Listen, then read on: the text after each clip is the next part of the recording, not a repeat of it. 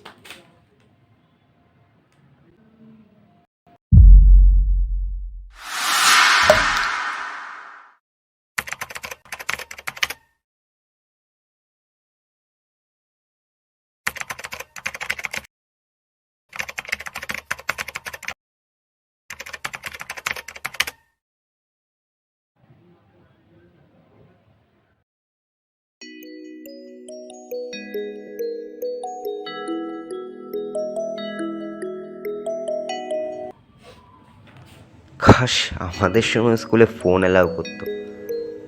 এইসব স্মৃতিগুলোকে সংগ্রহ করে রাখতাম খুবভাবে।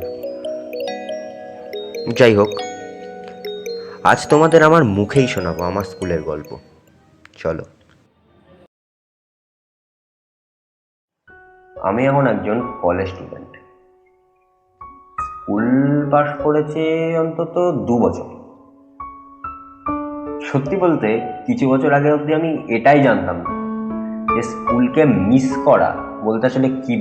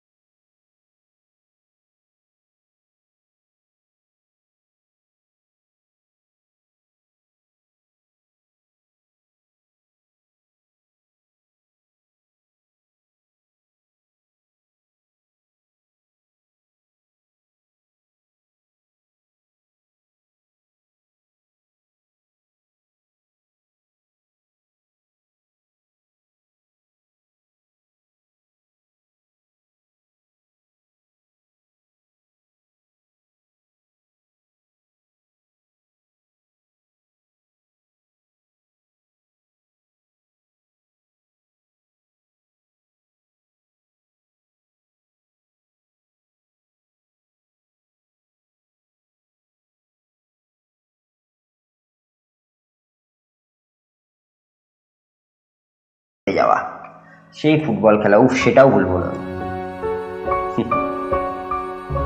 চায়ের দোকানে বসে থাকতে থাকতে দেরি হয়ে গেলে কলেজের গেটম্যান ভয় দেখায়।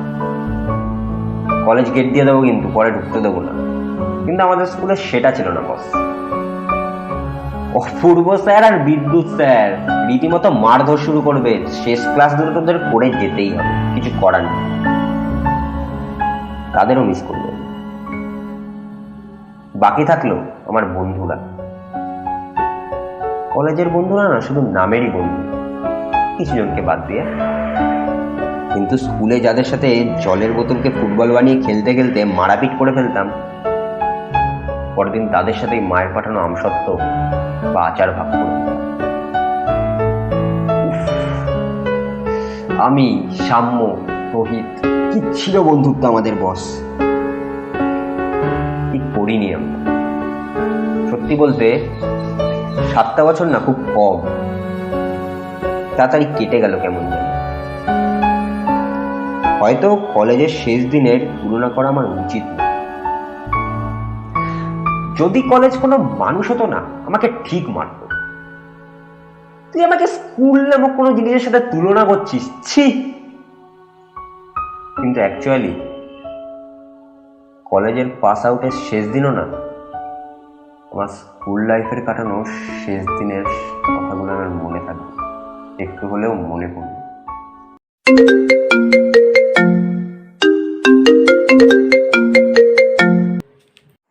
আরে লাস্ট দিন চলে এলো, তুমি কি অ্যাসাইনমেন্টটা দেবে না ঠিক করেছো নাকি বলে দাও।